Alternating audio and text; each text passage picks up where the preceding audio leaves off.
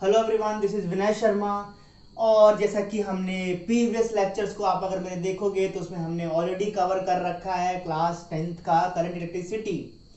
अब जो है चलिए बारी आती है, हम फोड़ने की ट्राई करेंगे क्लास 9th के चैप्टर्स को, जो कि है मोशन, क्योंकि फर्स्ट चैप्टर है फिजिक्स का। तो हम सारे कंसेप्ट धीरे धीरे क्लियर करेंगे क्लास 9th के भी।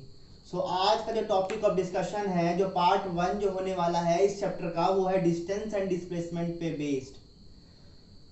तो चलिए चर्चा शुरू करते हैं और अपना एक न्यू चैप्टर शुरू करते हैं फिर। तो यहाँ पे दो टर्म्स हैं हमारे पास, एक है आपका डिस्टेंस, एक दूसरा है आपका डिस्प्लेसमेंट। तो इन दोनों टर्म को अब हम बढ़िया से समझने की कोशिश करेंगे। So what is the difference and what is the meaning of these two words, that is what is distance and what is displacement, और क्या इसका मीनिंग है।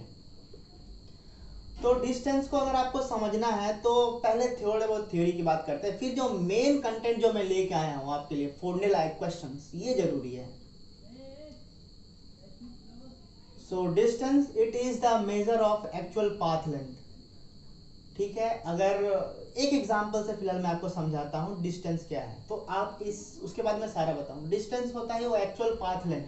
तो आप अगर कहीं एक पॉइंट दूसरे पॉइंट में जाते हो तो एक्चुअली आपने कितना पाथ कवर करा है, कितना आपने किलोमीटर से कितना मीटर्स आपने कवर करा है, उसी का मेजरमेंट ही आपका डिस्टेंस कहलाता है। डिस्टेंस एक स्केलर क्वांटिटी होता है, मतलब डिस्टेंस का कोई एक स्पेसिफिक डायरेक्शन नहीं होता है, डिस्टेंस का सिर्फ और सिर्फ वैल्यू होता है, इसीलिए distance is a scalar quantity.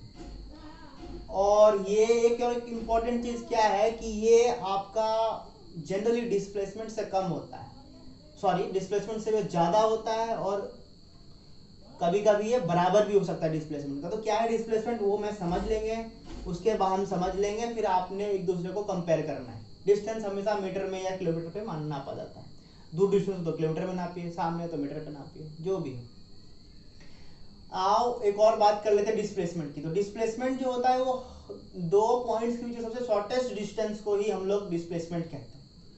और एक सबसे इंपॉर्टेंट बात क्या है ना कि डिस्प्लेसमेंट जो है वो आपको वेक्टर क्वांटिटी है, ये स्केलर नहीं है। वेक्टर का मतलब इसका डायरेक्शन फिक्स होता है, डिस्प्लेसमेंट का एक स्पेसिफिक वैल्यू भी होता है और डायरेक्शन भी होता है, इसलिए डिस्प्लेसमेंट को हम वेक्टर क्वांटिटी कहते हैं। डिस्प्लेसमेंट आपका जीरो भी हो सकता है, डिस्टेंस जीरो नहीं हो सकता। डिस्प्लेसमेंट आपका नेगेटिव भी हो सकता है, डिस्टेंस कभी नेगेटिव नहीं हो सकता।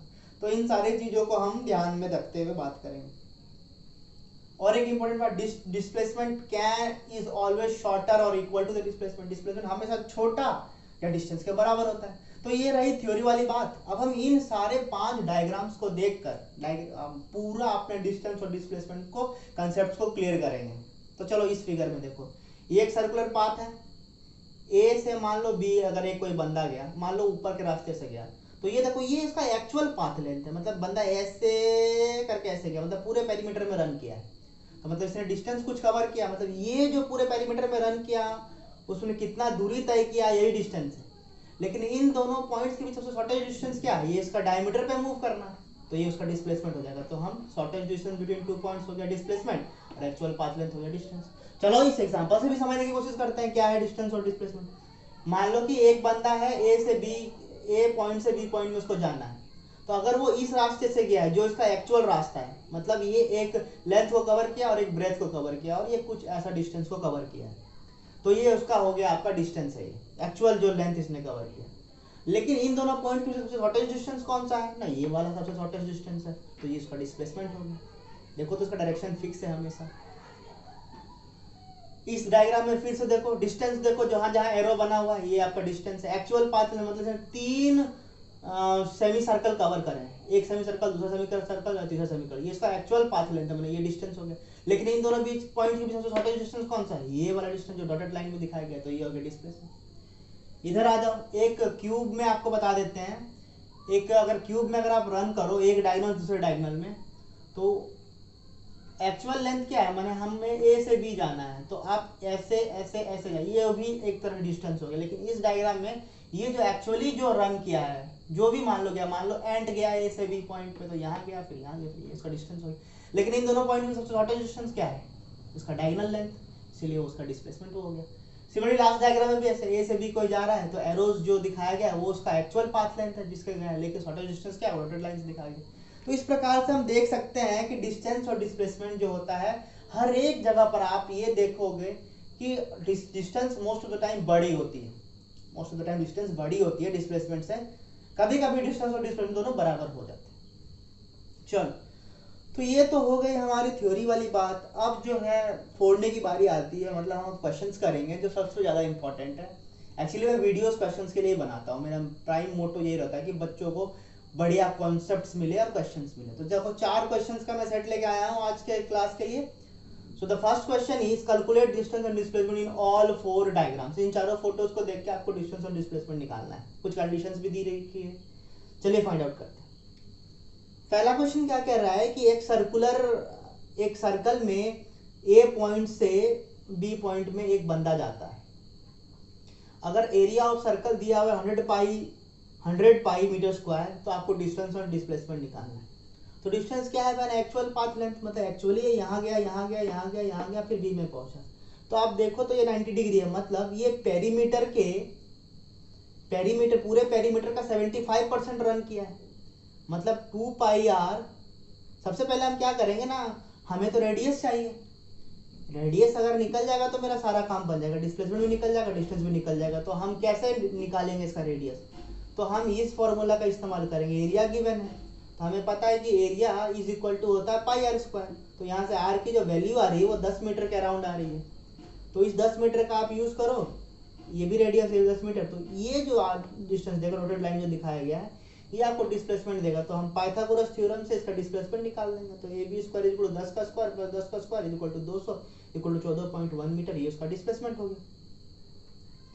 अब डिस्प्लेसमेंट आपको डिस्टेंस फाइंड का, डिस्टेंस मतलब ये वाली पाथ चाहिए, मतलब पूरे 2 पाई आर लेंथ है पूरे का पेरीमीटर, उसमें से अगर ये लेंथ माइनस कर देंगे मतलब 2 पाई आर बाय 4, तो मेरा एक्चुअल लेंथ निकल जाएगा। तो देखो वही हमने किया, डिस्टेंस से 2 पाई आर से 2 पाई आर बाय 4 माइनस कर दिया, तो आंसर जो आया वो 15 पाई के अराउंड आया है, मीटर के अराउंड आया है।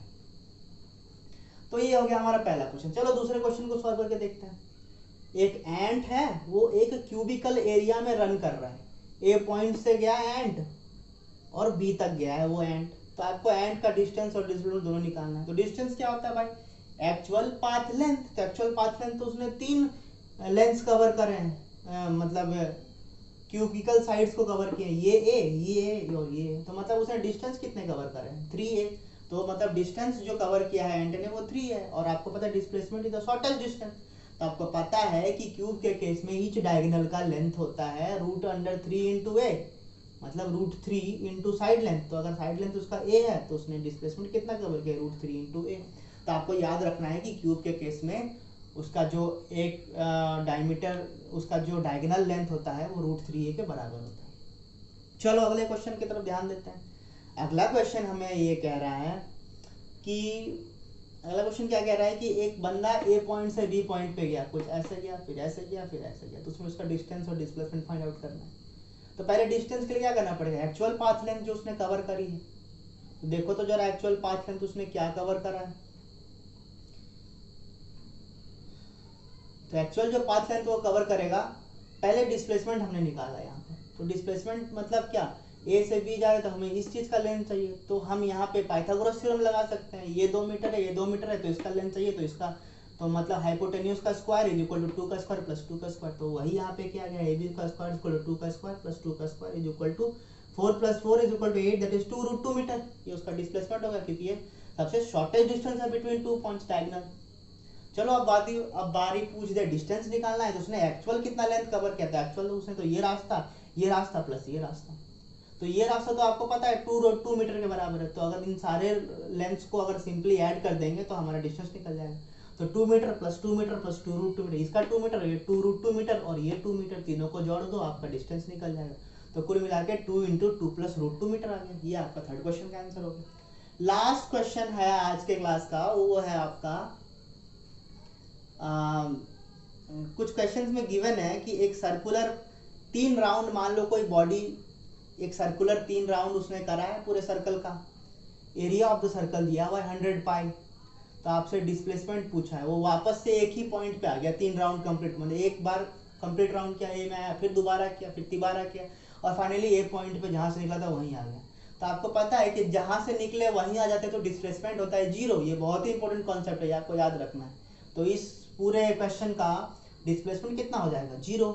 लेकिन रही बची बात वाई डिस्टेंस की, तो उसने एक्चुअली कितना लेंथ कवर किया है। तो पहले राउंड में उसने पूरे पेरीमीटर को कवर किया है, दूसरे राउंड में एक और बार पूरे पेरीमीटर को कवर किया है, और तीसरे राउंड में एक और बार पूरे पेरीमीटर को कवर किया। तो कुल मिलाकर उसने 3 बार पूरे पेरीमीटर को कवर किया है, इसलिए 2 pi r into 3 that is 6 pi r. और आपको आर का वैल्यू अगर चाहिए तो हम आर निकाल लेंगे एरिया के थ्रू से, 100 pi is equal to pi R square. यहाँ से आर का वैल्यू 10 मीटर आ जाएगा, तो कुल मिलाकर 60 पाई मीटर जो है वो उसका करेक्ट आंसर हो जाएगा। So this completes the entire lecture over the distance and displacement. इसके बाद में इसी सीरीज के पार्ट 2 वीडियोस बनाने वाला हूँ, जिसमें मोस्ट प्रोबेबली हम वेलोसिटी और स्पीड के बारे में बात करेंगे। तब तक के लिए see you, bye bye, and please channel को आप सब्सक्राइब कर दीजिए, लाइक कर दीजिए, हमारा इससे मोटिवेशन बढ़ता है। Thank you very much.